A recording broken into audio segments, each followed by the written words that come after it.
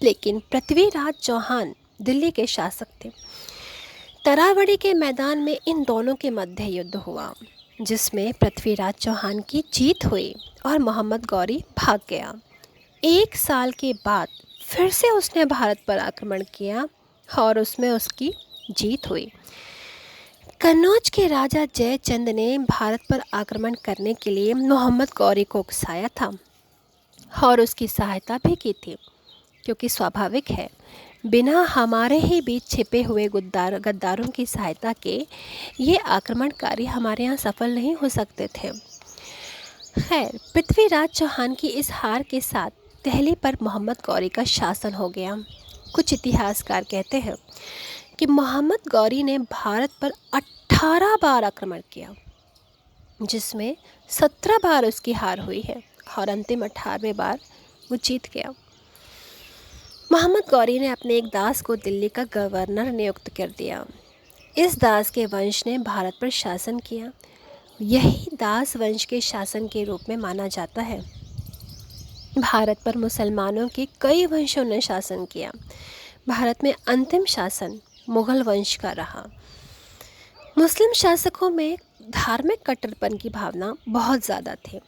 उन्होंने हिंदुओं को अनेक प्रकार से अपमानित और प्रताड़ित किया।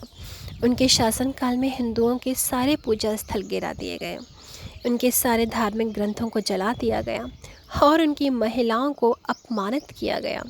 हिंदुओं को बलपूर्वक मुसलमान बनाया गया और उनकी तीर्थ यात्रा पर टैक्स लगाए गए। निस्संदेह मुस्लिम शासन में हिंदुओं की दशा बहुत दयनीय थी। इस विषय में एक घटना है। दिल्ली की गद्दी पर अलाउद्दीन खिलजी आसीन था। वो एक कामांध और हिंदू विरोधी शासक था।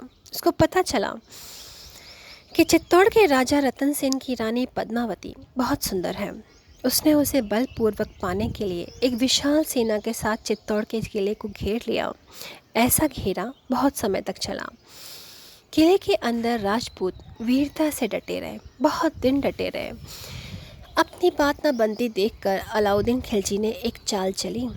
उसने राजपूतों को संदेश दिया, आओ हम मित्रता करें। मुझे पद्मिनी की केवल एक झलक दिखा दो, उसकी झलक देखकर मैं वापस लौट जाऊंगा। राजपूत बेचारे उसके इस षड्यंत्र में फंस गए। एक बड़े शीशे के द्वारा उसको पद्मिनी की झलक दिखाई गई।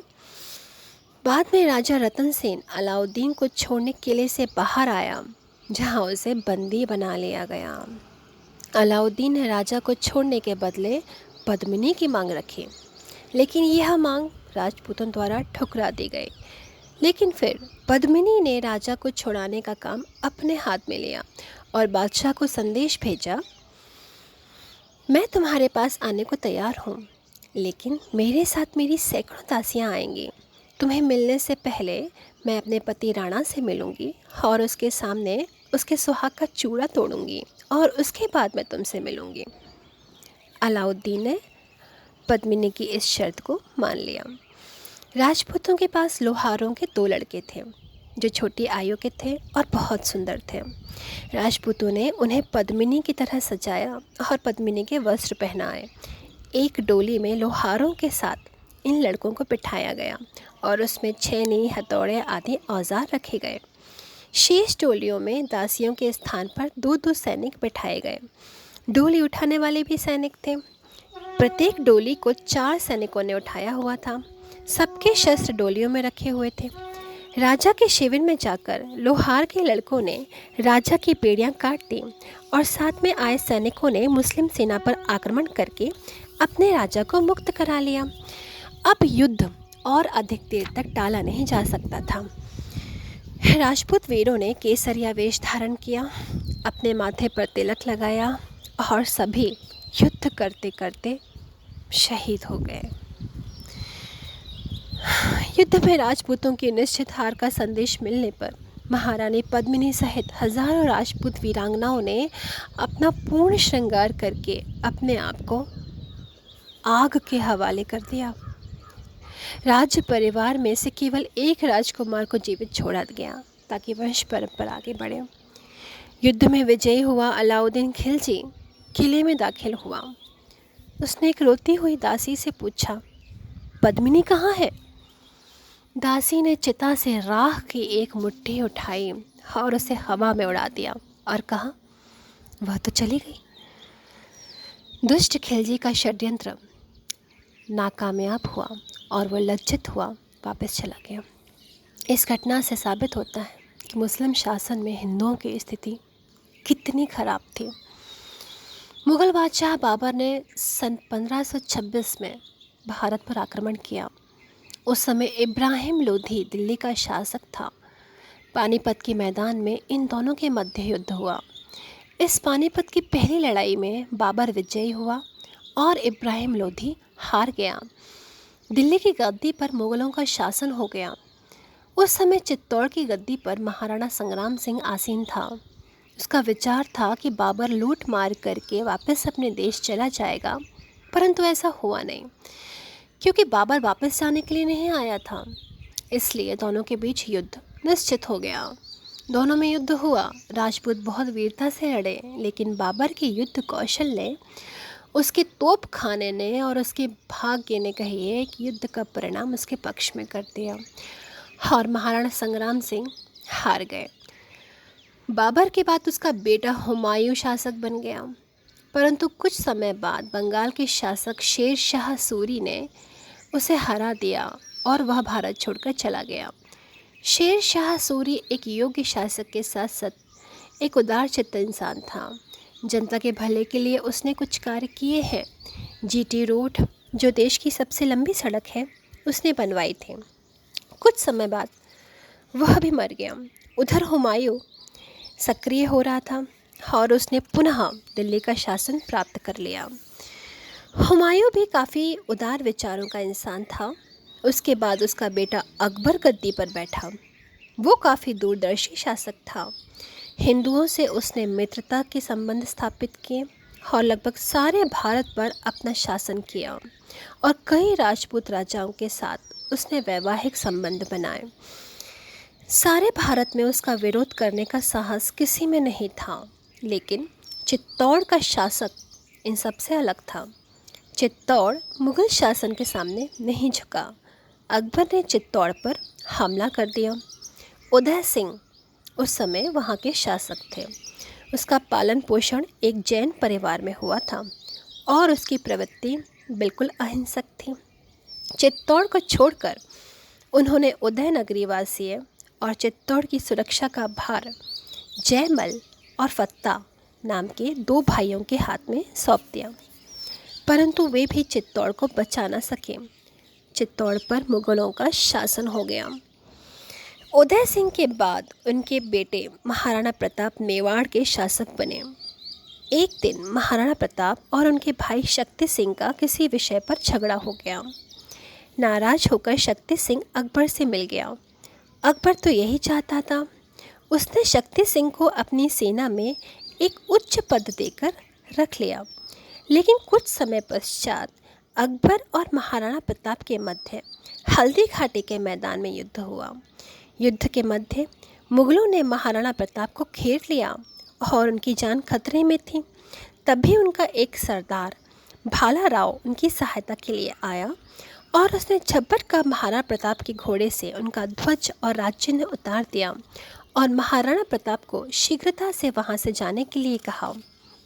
उसने महाराणा प्रताप से कहा, आप जीवित रहेंगे तो युद्ध जारी रहेगा। उसकी बात मानकर महाराणा प्रताप वहां से निकल गए। मुग़ल सैनिकों ने भाला राव को महाराणा प्रताप समझकर मार डाला। बाद में जब कुछ मुग़ल सैनिकों ने देखा कि वास्तविक महाराणा प्रताप तो युद्ध स्थल से निकलकर चले जा गए हैं, तो वे महाराणा प्रताप के पीछे तेजी से भागे। राजा मान सिंह और शक्ति सिंह एक पहाड़ी पर बैठे हुए ये सारा नज़ारा देख रहे थे। महाराणा प्रताप सिंह की जान खतरे में देखकर शक्ति सिंह का भाई प्रेम जाग उठा और वो तुरंत तेजी से मुग़ल सैनिकों के पीछे दौड़ा। शक्ति सिंह ने मुग़ल सैनिकों को मार गिराया। महाराणा प्रताप ने समझा कि शक्ति सिंह उसे भी मारने के लिए आ रहा है, तो वह तन के खड़ा हो गया, लेकिन तभी शक्ति सिंह ने अपने हथियार नीचे फेंके और दौड़कर अपने भाई के चरणों में लेट गया। दोनों भाई कुछ देर रोते रहे और फिर रोते हुए शक्ति सिंह ने प्रताप से कहा, भैया समय बहुत कम है, और आपका चेतक भी मर चुका है। आप शीघ्रता से मेरी घोड़ पे सवार होइए और यहाँ से निकल जाइए। माँ भवानी की कृपा से हम फिर मिलेंगे। फिर दोनों भाई जय भवानी कहकर चले गए। शक्ति सिंह वापस राजा मान सिंह के पास आ गया। मान सिंह भी पहाड़ी पर बैठा हुआ सारा खेल देख रहा था। दोनों में बातचीत हुई। मान सिंह बोले, मैं भी राजपूत हूँ, तुम्हारी तरह मेरा भी खून खौल रहा है। अब तुम किसी घोड़े पर चढ़कर शीघ्र यहाँ से निकल जाओ। फिर उसने जय भवानी कहकर शक्ति सिंह को भेज दिया। राजपूत हल्दी घाटी का युद्ध हार गए थे।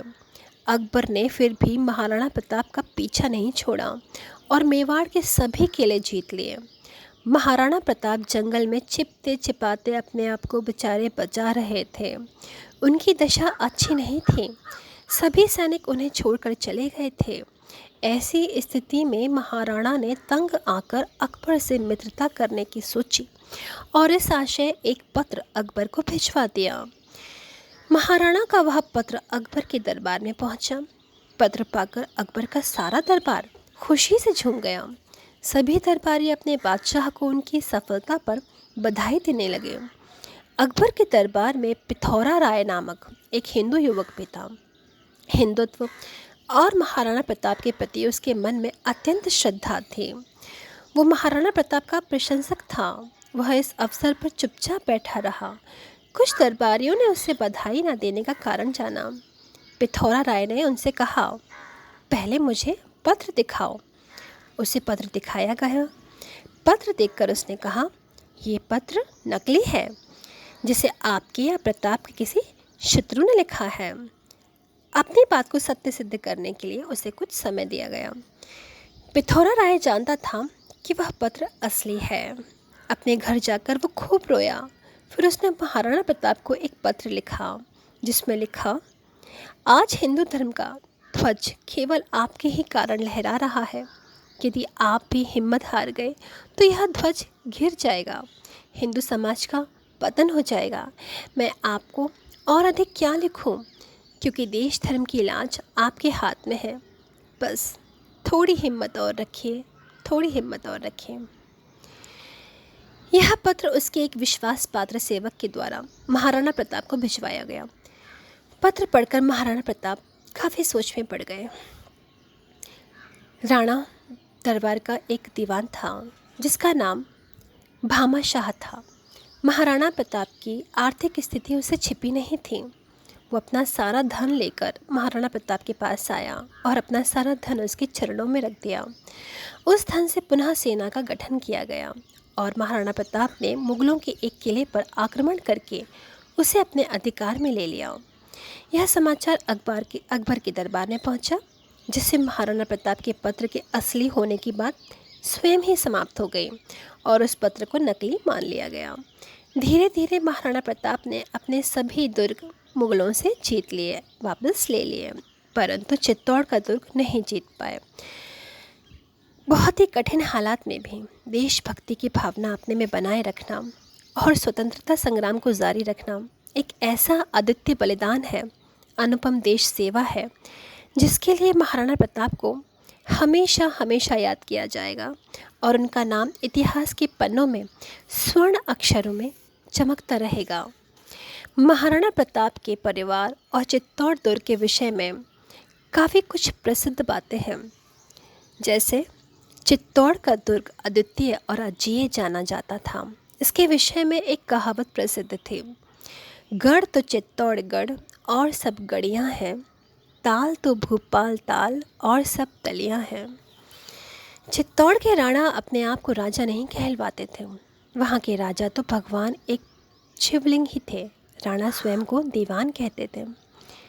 राणा की मृत्यु होने पर उनका दाह संस्कार तब तक नहीं किया जाता था जब तक कि किसी को उसके स्थान पर राणा नहीं बनाया जाए, अर्थात नया राणा बनाने के बाद ही मृतक राणा का दाह संस्कार किया जाता था।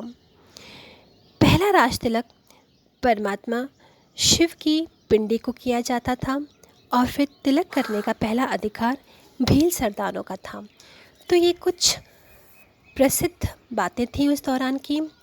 आगे की सीरीज़ में हम देखेंगे भक्ति आंदोलन और मुग़ल शासन का विरोध।